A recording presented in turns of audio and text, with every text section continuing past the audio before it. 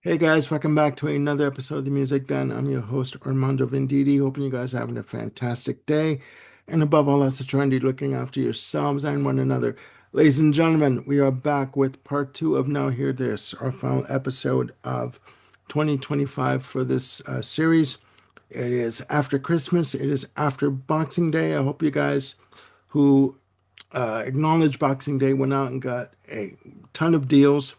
I tend to lose out on the deal shopping, but that's just me. And I have with me for part two Jim Bricker. How's it going, Jim? Doing fine, Armando. Thank you. That's wonderful. Did you have a wonderful time going for Boxing Day deals or shopping or Christmas? Well, Christmas was nice, but Boxing Day, I just no. Okay, okay. And we also have Sagosh. How are you, Sagosh? Doing good, Armando. Thanks. That's good. Ladies and gentlemen, as I said, we are back with part two of Now Hear This. We have um, another four albums to talk about, albums that came out in the latter half of 2025. And as I said in the previous episode, as I get my notes ready here, because I'm old, I need my notes. There are three albums on this list that I did not get to, three out of the eight albums. And as luck would have it, I do the first three albums on this list. I have no idea in terms of their musical content. So I will rely on Jim and Sagosh to walk us through this majority of this list. So Jim is going to go first, and then Sagosh will go after, and I'll go last, obviously. But kicking off the list, we have Gwennifer Raymond with last night I heard the Dog Star uh, bark. Long title. Last night I heard the Dog Star bark. Released Yes, September 5th of 2025 through We Are Busybodies Records, produced by Gwennifer Raymond. Now, Jim, your view on this release. This is a brand new artist to me. Please take it away. this was also a brand new artist to me, and I think that I first heard about this through one of the online music forums that I troll through, and I believe I recommended it to Sagosh, and Sagosha's like, "Oh yeah, Gwennifer Raymond, hot stuff." And what, if I remember correctly, that's what happened. What exactly makes this hot stuff? Gwennifer self-describes herself of being from the school of American primitive guitar. And in that wheelhouse, you obviously have John Fahey, who established and sort of owns that entire genre. But from that, you get other folks like Robbie Basho, Bert Jansch, Alex DeGrassi, Leo Kottke. And from a more modern standpoint, you would have Kaki King as a sort of member of that school. But so Gwennifer Raymond's performance is in that wheelhouse. Technically marvelous acoustic guitar shredding. We'll put it like that. So, but Okay. not like, Yngwie Malmsteen shredding. We're talking more like John Fahey, Robbie Basho type shredding, Okay. or even Jimmy Page at times too. Fair There enough. are, at times this album is delicate. At times it's very charging.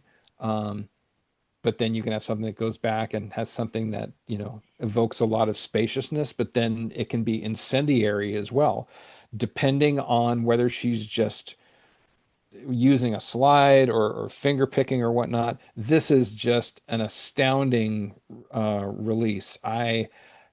We talked about in previous episodes about not being adept at being able to describe technically what's going on within the guitar playing to make it so marvelous. But as a listener, I'm just astounded.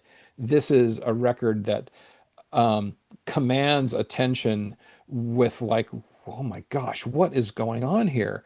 But yet it's not all. pardon the phrase, musical masturbation. It's not just a flurry of notes. Just yes, I said that, Armando. Uh, Duly noted. Duly Duly noted. noted. It's Carry not on. just a flurry of notes for flurry's sake. There's a cohesiveness and an attentiveness to melody and form that just pervades this record. So it's not just a record for guitar freaks. I'm not a guitar freak. I'm a music freak. And so I'm, drawn to this by what I'm hearing in what she's able to accomplish melodically and harmonically. Um, I haven't had the time to sort of really dig in and figure out how many different guest musicians are on this record. It's predominantly solo, but I believe there's other contributions from people here or there on the different tracks. But this is just an astounding album. I realized in very short order that I needed to buy this as a Christmas gift for a friend of mine because I think he's just gonna lose his mind about how amazing this is.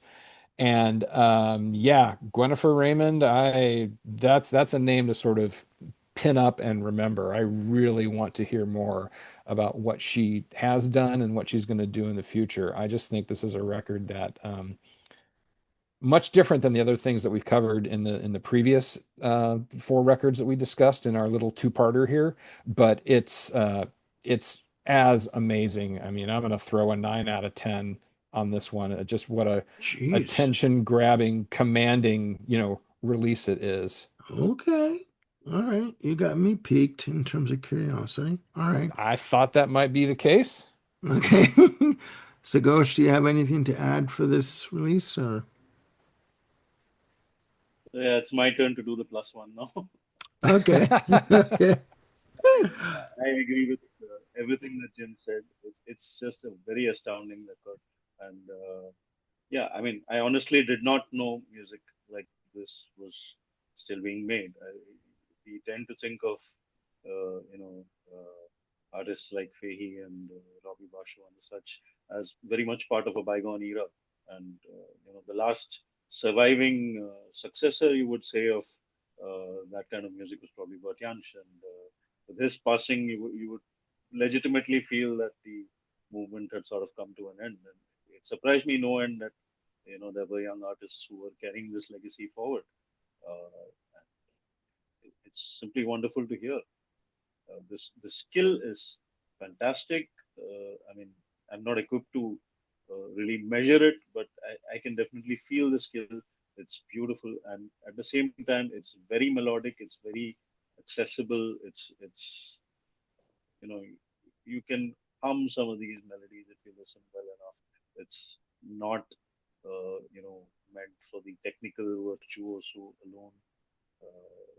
It can very much be a part of casual listening for me. And it's not something that needs to be for people who really go for the technical aspect.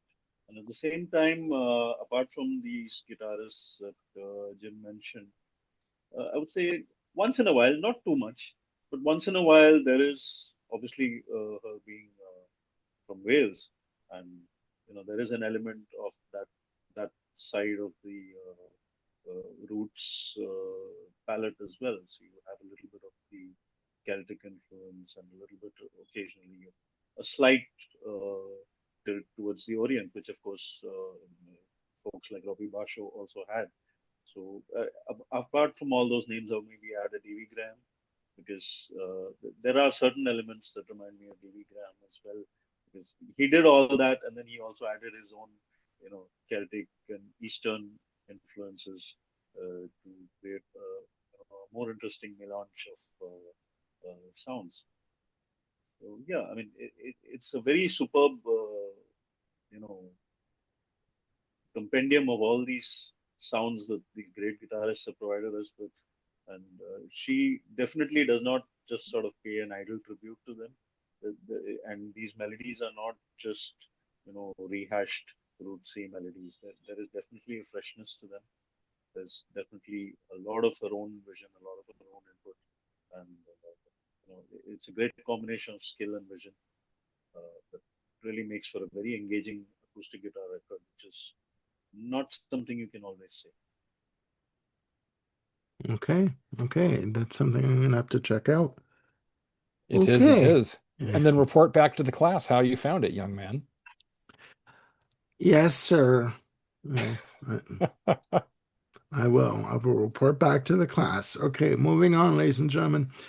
The next album on our list, and I hope I say this right. This is a group by the name of Edenia. I hope I say that correctly. Uh, with the release, The Secret Destination You Are Looking For, released August 17th, 2025. This is an indie release with a total playing time of 54 minutes and 50 seconds, with a listing of prog folk. Now, when I look at there are 10 tracks in total on this album, and then I'll pass the mic over to Jim. But when you get the genre definition or categorization of prog folk, I kind of think, well, okay. But when you have song titles like Princess of the Light and The Outing and Back from the Endless Seas, oh, if those are not progressive rock titles, I don't know what the hell is. I'm sorry. It's just, there you go. All the cliches are somewhat there, okay? Somewhat there, yes. Somewhat there. But I digress. I am passing the mic over to Jim. What is your view on this release? My view on this release is that I was wonderfully surprised about how much I enjoyed this. Like the Gwennifer Raymond record, this is something that I heard about through music forum trolling and, always on the lookout for something new to listen to. And I thought, all right, I'll give this a spin. And yeah, I'm really glad that I did. Now, I was going into this with a bit of hesitation because just because something is labeled prog, I'm not necessarily a fan of it. A recent example being the just released album from Spock's Beard. I find it cold and soulless, technically proficient, but it just kind of lays there flat and doesn't do anything. There's nothing interesting happening for me melodically or harmonically. And even from the standpoint of the musicianship, it's kind of like the same thing over and over again. There's not a lot of creativity there. So I'm not a prog uh, bigot or just slavishly devoted to it. Um, I was going into this expecting it to be kind of like in that category, but like I said, pleasantly surprised. This is the band. I was pronouncing it Idenya, um, but from what I understand, it's a band of three women and two men. Lead vocalist is a gal named Ingrid Denis. Since it's a French band, I'm going to go with Denis as the pronunciation on the last name. It's a safe bet. Um, Safe bet, yeah. Their marketing materials say that Edenia is inspired by many musical tastes, from rock to folk, including progressive or ambient music, sometimes delicate and soaring, sometimes energetic. Marco, who is the like Bono, he goes by one name. Marco Um, does guitars, keyboards, piano programming. Yep, yep. His melodies are based on variations in dynamics, timbre, and rhythm. Ingrid's soft, powerful voice, works wonders. You sort of get the idea. There's a website called House of Prague that says this definitely is a top 10 contender for album of the year that Ooh, needs to be heard by all. And I'm gonna agree with that. Whether you're in like the Prague, ghetto or not, this is a really outstanding record. It's very much prog infused folk that's got, it's a wash with like Celtic and Indian influences, here and there. Soaring vocals. It's kind of cheap and easy to say, oh, this reminds me of Renaissance, but yet that was the first name that came to mind. Annie Haslip and Haslam and Renaissance. Sorry, yeah. When you yeah, said so that, between like Renaissance, Iona, um, there's another band that Bill Schuster really enjoyed that's kind of proggish that has a couple of women in there too, and I cannot remember the name of it for the life of me. But having said all that, they remind me of those bands. And again, maybe it's cheap and easy to say that just because there's a woman who's, the front man of the band.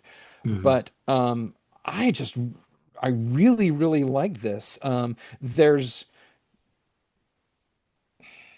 it's not, I would call the Spock's beard thing, again, just for a point of comparison, sort of classically prog.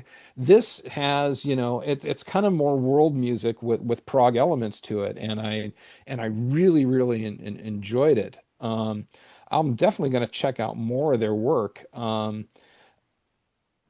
guess for another point of comparison, this kind of reminds me of it's reminiscent of Genesis in terms of like Trick of the Tail and Wind and Wuthering. It's got Okay.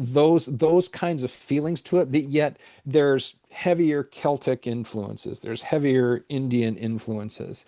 But that sort of gives you sort of the um and you can also say Brian Eno or Enya, in terms of sort of the atmospheric stuff that's going on here too.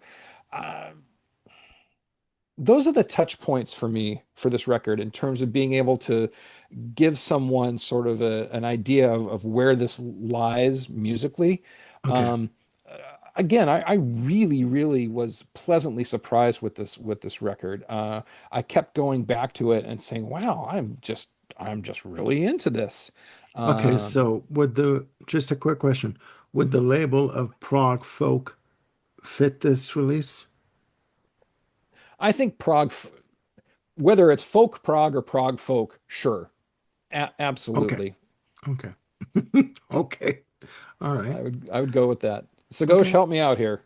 Please take over. Okay. I think, yeah, prog folk is fair enough. Although, to be honest, as you said, there's not a lot of traditional prog elements.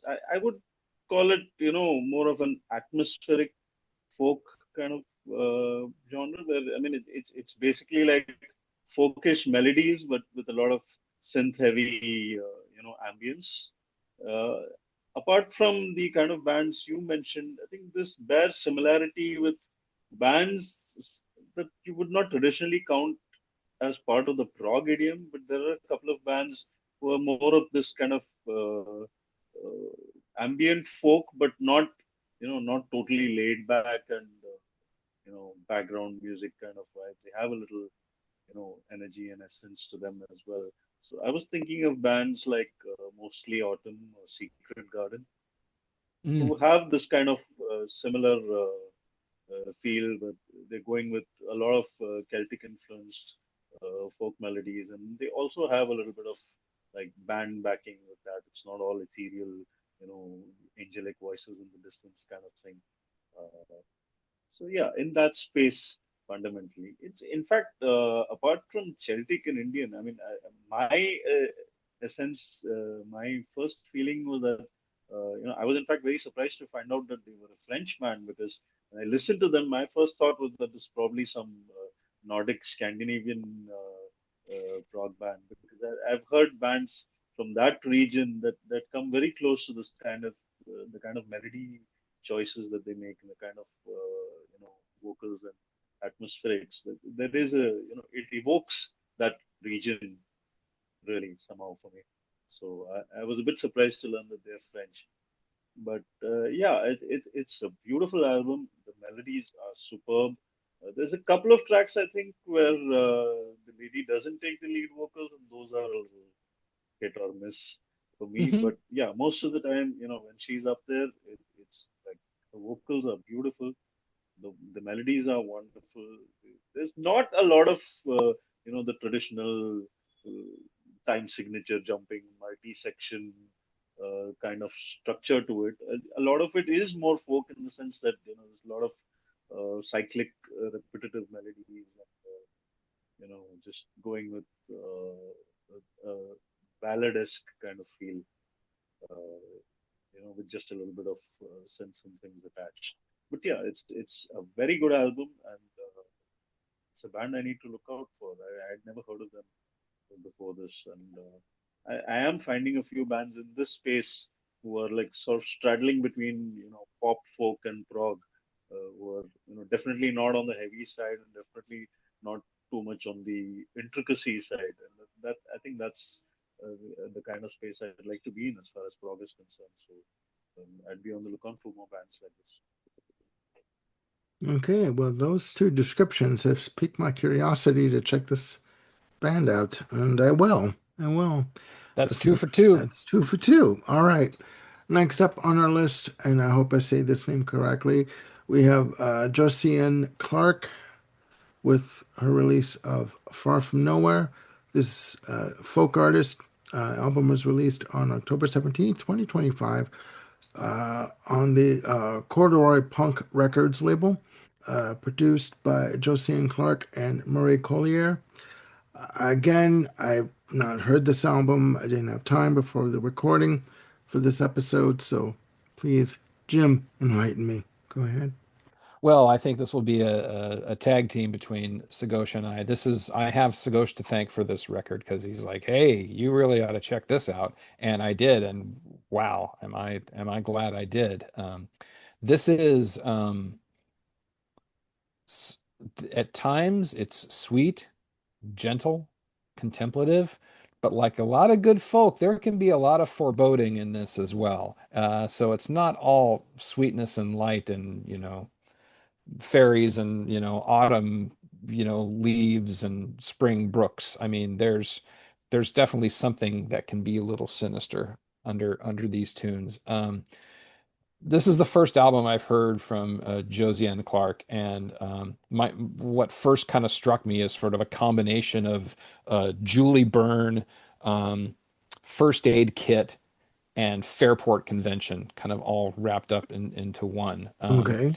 Josiane's voice and the instrumentation on this album are just phenomenal. Again, that whole sort of sweet, gentle, contemplative stuff brings a warmth to the material that, again, really draws you in. But the more you listen to it, it's like, yeah, okay, there's something a little darker sort of going on here. Um, it straddles the line to me very well between being modern, but yet, um, acknowledging the past. And or it's informed by the past, I should say, but it's not necessarily beholden to it. Like in a lot of ways, a lot of the bands that we talked about first time around, they obviously have some sort of indebtedness to the Beatles or are informed by the Beatles, but it's not like, slavishly beholden to it.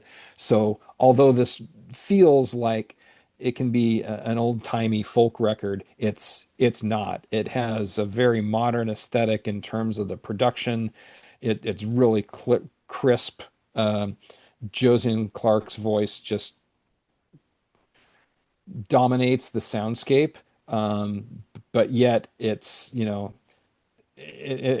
well balanced and well produced with all the other instruments that are part of this. And again, overall, very very gentle, folky guitar, harp, um, little keyboards. I think straddled in there here and there. Um, There are songs 13 tracks in total. Is there a track that stands out to you or I was just about to say the three tracks that really stand out are called What Do I Do, Tiny Bird's Lament, and Sana, which is spelled Ssanna. Um, to me, those are the three tracks that really sort of stand out and sort of epitomize the quality that's sort of rife with this album. So I would sort of recommend those as three tracks to start with, and I would say if you dig those three, you're gonna dig the entire album. If you listen to these three and go, yeah, not for me, then probably this album is not for you.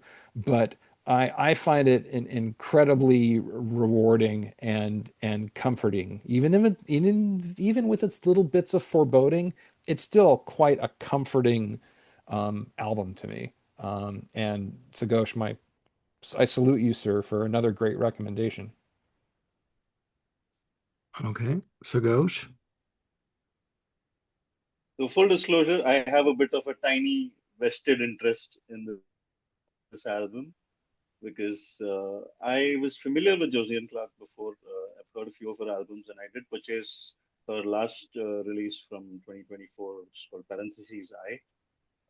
And sometime early this year, as Bandcamp does, we received this message from Josie and Clark saying that she's about to record a new album. She was looking for funding. So I did my little bit, and I have this to show for it. Nice. Interesting. Okay. I would hope for something a little bit more personal than just Josian, but hey. So yeah, I mean, was already very familiar with her earlier music, and I loved her stuff, and this album is no different. The intent behind the album, I believe, she explains it in the notes. The intent was to attempt to create something on the lines of Nebraska. So she just like grabbed a tape machine and a few instruments and went off to a cabin in the woods somewhere to try and record this album. And I would say for that, the results are quite interesting in the sense that, the kind of starkness that you associate with Nebraska is not really there over here. This is quite a well produced and warm record. Yeah. It doesn't really evoke that whole night in the woods kind of feel. But at the same time, as Jim said, it does cover a lot of moods. Tiny Bird's Lament in particular has that slight sinister edge for me. I mean, there is a bit of a Pink Moon resemblance there for Oh me. yeah. Some of the tracks, starker tracks on that album do bear a similarity. There is, I think, a little sprinkling of electronics here and there, which works very well to balance out the very acoustic sound and her very pristine, uh, clear vocals. That is one of the things that stands out for me about Josie, and that her vocals really rise above this, the modern vocal aesthetic. Uh, as much as I like a lot of indie folk musicians, they do have a tendency to go all breathy and like super vulnerable by design, kind of. And I like people who do display that kind of confidence in being able to put out a clear and pure vocal without all those little affectations and pretend vulnerabilities. So Josian is one of those who really does a great job with the vocals on that front, and the songwriting is top notch. There are the usual kind of sensitive personal statements, and there's also like depends. It's the kind of thing that may look cringy 20 years down the line, depending on where we see ourselves in terms of technology and its takeover of the human experience. But uh, for its time, for where we stand today with what we're doing with AI and stuff, I thought AI Love You is kind of cute in that it explores the possibility of what an interaction with AI would be like, and how it would interpret or maybe fail to interpret the subtle human nuances that we put into language and expression. I think that was quite cute and clever for this time, at least. Time will tell how we treat it, whether it stands as a statement of how AI completely failed us, or it just looks like a silly sign of the times. I don't know. We'll get to know in time. But yeah, overall the songwriting is really, really strong. The vocals are superb. The production is very crisp. Uh, Considering that there's just a lot of the songs are just like voice and guitar, maybe a little bit of embellishment here and there. Considering that they've really managed to get a very crisp and uh, concise kind of sound. It doesn't sound very stark or very minimalist at all. It seems to fill the space available somehow, despite not having a lot to fill with. And, I guess that's just quality production. I don't know much about the technicalities how you can make that happen, but it doesn't give you the feel of something that's very stark and minimalist at all. And of course, songs, the melodies, absolutely brilliant. And I cannot recommend Josie and Clark enough. Her previous release, Parentheses I, is excellent. From 2022, we have A Small Unknowable Thing, which is also wonderful. From 2019, she has In All Weather, which is a little more of a full band kind of sound. They're all excellent albums. Her songwriting has been consistent through the years. Her voice is superb, and she really has this uncanny ability to, as Jim said, sort of balance the traditional and the modern. She sounds like she has the ability to carry those, traditional tunes as well. And in fact, I think I would say there are at least a couple of points on this album where she does sort of evoke, the spirit of Sandy Denny. And Josiane, in fact, has done tours in the UK where she's performed entire concerts as a tribute to Sandy Denny. So there's probably a subliminal element there Hmm. that influenced her work. She's a tremendous artist, and more people need to know for sure. Hmm. Okay. All right. Again, another album I need to check out. That's three for three right now. All right, ladies and gentlemen, the final album on our list of now hear this. We have I hope I say this correctly, Jocko M. Jacek with his latest release, Son of Glenn. His seventh release, released on June 27, 2025, through Inside Out Music.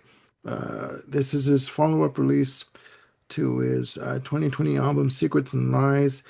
Album was produced by Jocko M. Jacek, and eight tracks in total, three of which are instrumentals.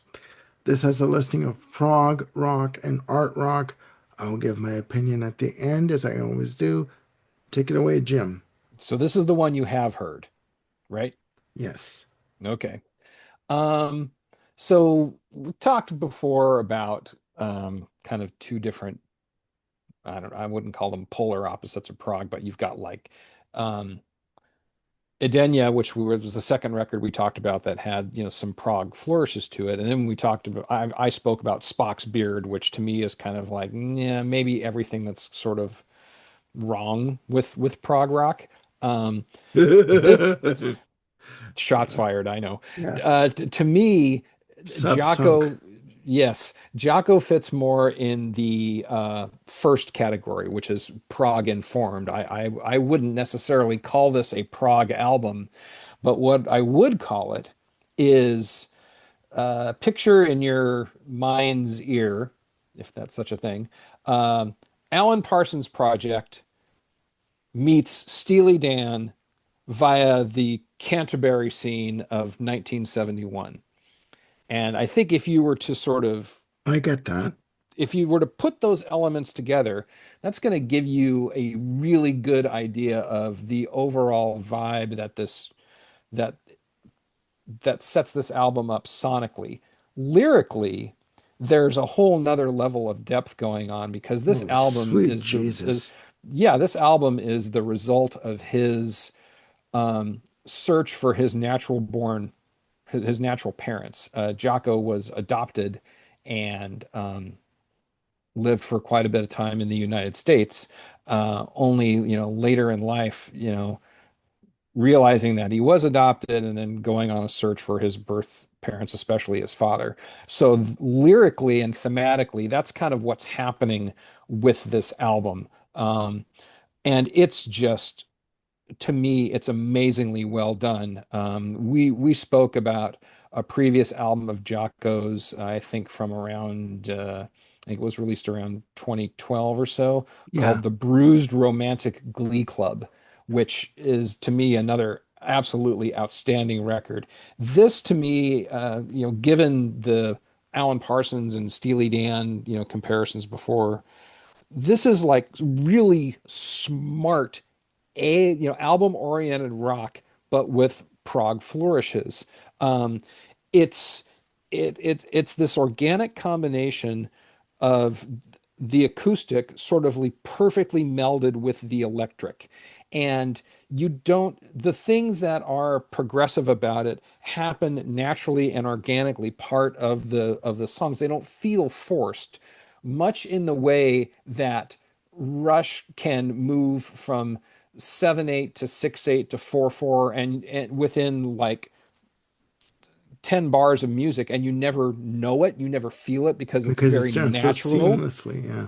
Yeah. Yeah, the Jocko's music is much that same way, um, where there's prog there, but it doesn't beat you over the head saying, "I am progressive rock. You must like me because I am progressive rock." Yeah. Um, this is not, you know, pablum pop to me, and again, it's not like abrasively progressive rock. It's this amazingly wonderful combination of the two. Um, Sonically, I was talking about the melding of the acoustic and the electric, and to me, the epitome of an album that just does that peerlessly is Talk Talk's The Color of Spring. And this kind of has that, it's reminiscent of it, but it doesn't have the feel of it, if you know what, if you know what I mean. Okay. But I was struck through the whole thing about this incredible balance. Talked about Bruised Romantic Glee Club as an album that we've covered, and it was fantastic. To me, this is just another big chunk of fantastic, of just gorgeous melodies with smart, subtle arrangements and orchestrations.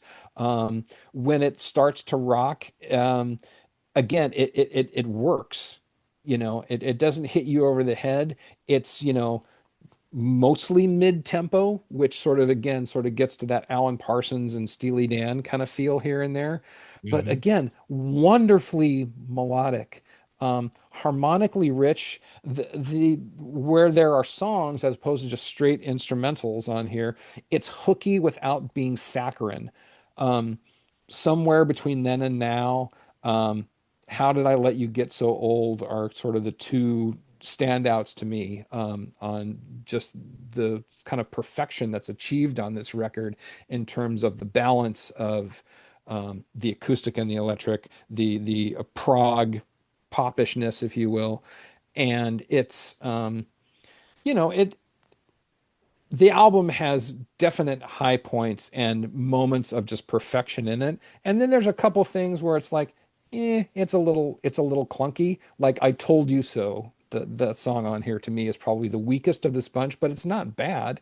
But yeah, this is just a really engaging album, and you know, again, not for everyone because of the lyrical themes that it tackles, and because it's reminiscent of the mainstream. Again, Alan Parsons and Steely Dan, but it's clearly not. Mhm. Um, for folks who don't know, Jocko, for the last 8, 9 years of King Crimson's existence, he was the second guitarist and the lead vocalist. When they did do original songs, he was one of the principal songwriters behind them. And so From when you listen to 2013 this, on, yeah, it was. yeah, 13 through 21, yeah. Um, So when you listen to these songs, you can hear elements of Meltdown. You can hear elements of The Errors and other songs that he, you know, lyrically contributed to. Um, but yeah, this is just a diamond of a record to me. Easily like an 8.5 to 9, you know, in that sort of wheelhouse.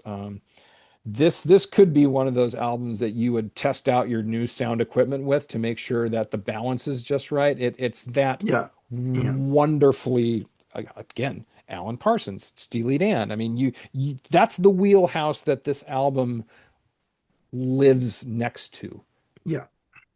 for me. So Yeah. Okay. All right. Thank you very Pragoosh. much. Sagosh, your view?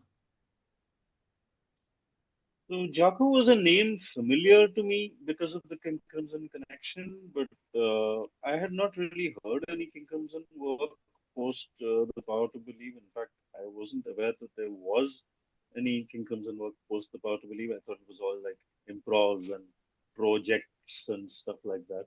So I never really took a lot of it seriously. I think I heard one of these, more improvisation-based albums that didn't grab me at all, so I left it at that.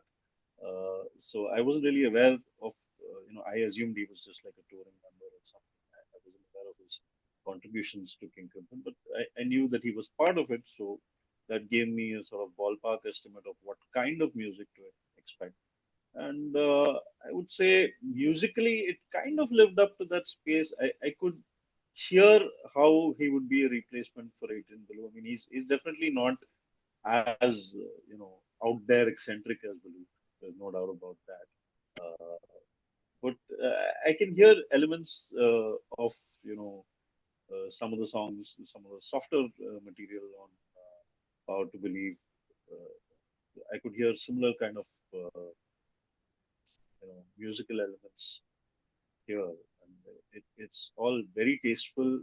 Like it doesn't really go into any sort of extreme. There's, uh, as Jim said, there's not a lot of over the top progressive stuff here. It seems to me to be just very song focused, very very clear about what he's trying to communicate with both the melodic patterns and the lyrical themes. What I did not expect was for the album to be this damn emotional.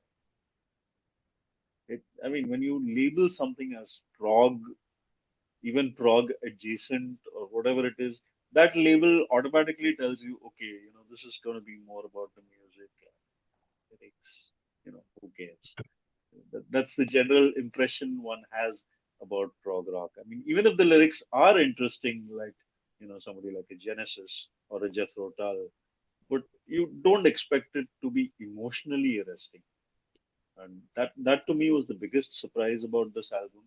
Uh, that it had this sort of a theme, and I thought he executed the theme very well. The two songs that Jim pointed out are definitely highlights. They really, bring out the lyrical themes that he's talking about, and uh, you know, they do a very wonderful job of expressing the kind of gamut of emotions that he must have gone through during his journey, and that's not, like I said, something you see very often with any music that can be labeled progressive. I think maybe to an extent Steven Wilson with some of his material, but yeah, it's not something I see a lot, and that was kind of endearing for me. And musically, there's really nothing to complain about here. It's all very controlled, very tasteful. Doesn't go over the top anywhere. It sticks to the ideas that are brought forward by the lyrics. It's very much in service of the overall theme. Uh, the production is fantastic. The musicianship is very, very like, on point. It does what he wants it to do, and accomplished it very well. I thought this was something of a revelation for me. I need to go back and listen more Jaco, because he was not an artist that was really on my radar. So yeah, Mm, good pick. okay. Yeah. I'm with you, Sakosh. I mean, Jim has mentioned his name before, and we did talk about one of his previous albums on another episode. And I did remember seeing him in the documentary for King Crimson that came out a couple of years ago, a few years back. The, this album to me was a complete surprise. I should mention too that also Jocko does at least 90% of the instrumentation on this album, doing guitars, keyboards, programming, production. But performing with him on the album, you have Django Chachik on bass, on drums, Gavin Harrison and Ian Mosley of Marillion and Porcupine Tree, respectively. On cello, you have Caroline Laval on track one, and on backing vocals you have Louise Patricia Crane on track eight. Now, this album to me, as I go back in my notes here, there are progressive elements in this album. It is not to me a progressive rock album in the true classic sense, a la Yes or King Crimson. It is more of an art rock album for me. Hmm. This is an album of maturity, of reflection, of introspection, of resignation in some spots. I think it's beautiful. I think it's a wonderful album. Um, this is an album of someone saying, "This is where I am in my life at this point. I don't know everything. I never claimed to know everything, and I have still more to learn." Um, I think the music is wonderfully constructed, wonderfully arranged. It starts off with the instrumental Ode to Bellina, with wonderful use of piano and cello interwoven together. The melody on the cello is just gorgeous, and it tugs at my heartstrings. I'm listening to this, and I'm like, my God, I was tearing up listening to this. This was just amazing. And, and these songs are basically an individual going back and wanting to go back in time, at least internally, and saying, I screwed up. I made mistakes. I'm sorry. Um, I didn't know everything. I thought I did. I thought I was doing right with what I was doing, but I couldn't fix what was wrong. Um, Even with the track, How Do I Let You Get So Old? On the face of it, the title itself is it belies what the song means. To me, he's saying, how did I let myself neglect you Hmm. overall? Excuse me. And I think the melodies are wonderful. Jocko's voice, I think, is just unique. It has a warm quality to his voice. His voice has a really warm quality and texture to it. He does wonderful guitar work, not overly so. He doesn't play for flash. He plays Right. for intent and construction. And each note is deliberately placed where it's supposed to be in terms of his melodic structure. I've often said on other episodes that a well-crafted instrumental, an arranged piece of music can have many uses. It could be used as a wonderful introduction to an album. It could be placed as in the middle of an album in terms of the song sequence to sort of act as a rest between the tracks that have come before and the tracks that are going to come after. And in this case, this is the case with Ode to Bellina Reprieve, which starts off side two, again at 2 minutes and 12 seconds. This arrangement is done on electric guitar. There are two guitars, one that does the main melody, and the second overlapping guitar that comes in that repeats the melody that is done on cello for the Ode to Bellina intro. Wonderfully done, wonderfully interwoven. That it adds just another texture and dimension to the piece. Beautifully done. Um, I mean, I wouldn't say songs like I Told You So or Clunkers, but I get where you're coming from, uh, Jim, with that piece. The third and final instrumental, Get a Proper Job, at 1 minute 36 seconds. Nice thick guitar tone on that piece and really good use of bass Hmm. on all over this album. But um, the centerpiece of the album, the one track that could, I guess, technically be called Prague is Son of Glenn, the title track at 10 minutes and 22 seconds. In my notes, I have here intricate acoustic guitar, nice harmony vocals, textured synths, you know, good time signature changes, or I guess you could say the expected time signature changes on a progressive rock track. Great guitar solo and great guitar tone on the solo. Nice elements of mellotron on this piece, as there Hmm. are on a couple of other pieces. This track in itself, it is dedicated to serviceman Glenn Tripp, who passed away in 1973. This track, for me, there is a video for this song on YouTube that you can see, and he's basically saying, lyrically, he's writing a letter to his deceased father, absolving him of anything that he may have done wrong uh, up until now, because he realizes that he's lived a life and he has also made mistakes.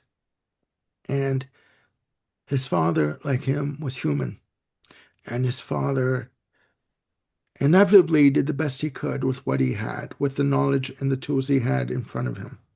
So he's basically writing a letter to his father saying, I forgive you.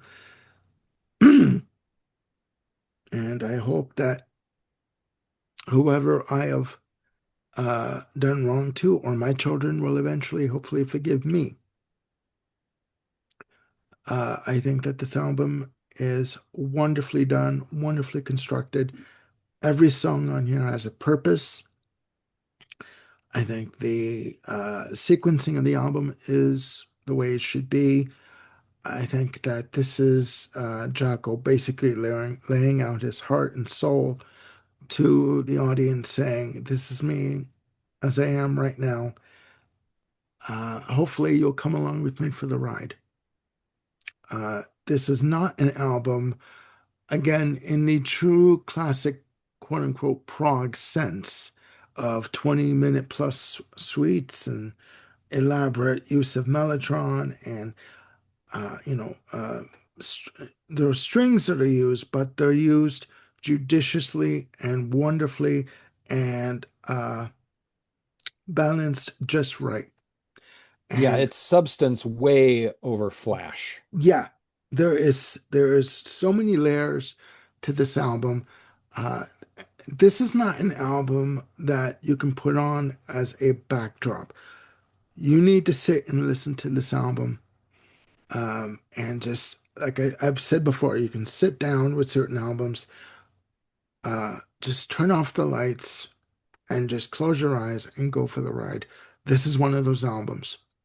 This is indeed one of those albums. So please take the 43 minutes and do yourself a favor and listen to this album. It is wonderful. It is wonderful. Sorry for the emotion that came through, but yeah, I was just blown away with this release. It is God, it is wonderful. It is a wonderful album. That's all I can say. That's all I can say. And I want to thank Jim and Sagosh for uh, recommending this album to me because it is simply beautiful. And even when you look at the just a side note, even when you look at the album cover, you have Jocko on one side, and uh, I do believe it's Louise Patricia Crane on the opposite side of a couch, and presumably presumably a couple uh, so far apart in their ability to communicate. And you notice Jocko's hand kind of extending across to where she is, and her just looking at the camera, oblivious to him. That is powerful. That is so powerful. Whether it's a marital relationship, whether it's a sibling relationship or a friend relationship, that picture to me speaks volumes Hmm. in someone trying to reach out to the people around him or her and saying, I'm here. Yep. Um, but enough of my Dr. Phil moment or whatever you want to call it. Okay. Um, I, I think that this was a great way to end off this list and end off this episode of Now Hear This for 2025. Again, with the Son of Glenn album, please do yourself a favor. Take the 43 minutes out and just listen to this and really sit and listen to it. Put the headphones on and block everything else that's going on around you if you can, and just take this journey. You won't be disappointed, seriously. Any other comments from any of the albums on this list from part one and part two? I'll just say that I think overall 2025 has been a phenomenal year for music. There's just been so many things that I'm glad I discovered, whether it's stuff, I mean, even just in the past 8 albums that we've talked about between this episode and the part one that aired earlier, you know, stuff that's kind of more mainstream, like Brandy Carlisle or Kathleen Edwards. And then you get this stuff that's like so far under the radar, like Josiane or Jocko or Gwennifer. I mean, there's just this, it's just been this amazing outpouring of quality material. It's kind of hard to keep track of it all. And Yeah. that's one of the neat things I like about us having this forum is that we can bring to folks' attention some of the things that may have slipped under their radar, but it's like, oh, this is so worthy. I gotta check this out. Madison Cunningham being Exhibit A. Okay. Okay. No, I would agree with you. Sagosh, you have any comments or Yeah, absolutely. It's been a great year. This eight, believe me, just about scratches the surface of the amount of great music I've discovered. There's a ton of albums out there that I would have loved to talk about if I had more time or if I had really more ability to channelize my thoughts and express them properly in regards to each album. But I have a list, and it's tremendous. There's so many new artists I've discovered, and so many great albums from artists I knew already. And put together, I probably have a list well in excess of 50 or thereabouts, maybe even more than that. So yeah, I keep discovering new music all the time, and this is my sincere advice to anybody who gets a little cynical about the music scene. Yes, I know everything on top 40 or everything on the top Spotify streaming charts or whatever it is. You have like 5 million YouTubers screaming about how all that is trash. Yes, maybe it is trash, but absolutely no one has the right to say that great music is not being made in this day and age. It absolutely is equal, if not more than at any other point of time. There is amazing amount of talent out there, and it's just a small contribution on our part with these 8 albums. But I would just encourage everybody to do what they can to take that step and just try to discover stuff because there is a lot of great music out there waiting for you to discover. well said. And like I've said many times, if you ever get to a point where you think that you know everything there is to know about music, just hang up your headphones or whatever and just go do something else and just stop. Yeah. There is more music out there to discover. And I agree with Jim also. I mean, that's why shows like this uh, are important. I mean, they may not get the vast numbers in viewing, but you know what?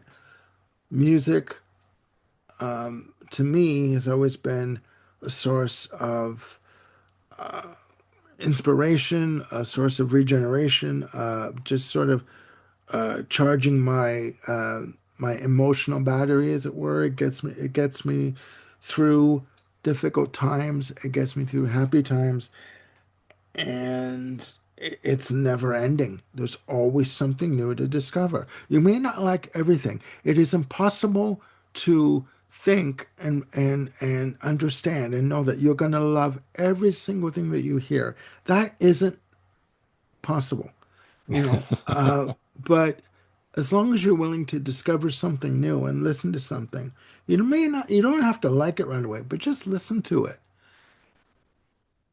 where, what have you lost? What have you lost? You know what I mean? You have lost nothing except a few minutes here and there, you know? And that's pretty much, what I have to say on the subject. So, ladies and gentlemen, again, thank you for watching. And we always try and keep these episodes short and to the point, but it never works out that way. It never Nope. does. Not with these individuals, and not with Ken Cheshire, not with Bill Schuster, or Don Brightop. So again, please, hopefully, in this list and the other lists that we brought to you, you've discovered something new to listen to. Okay. I want to thank again Sagoshi and Jim for coming along with me on this journey. And please look after yourselves and one another. New Year's is coming up. Have a good time, not too good of a time. And we'll see you in 2026. All right. Have a great day. Bye for now.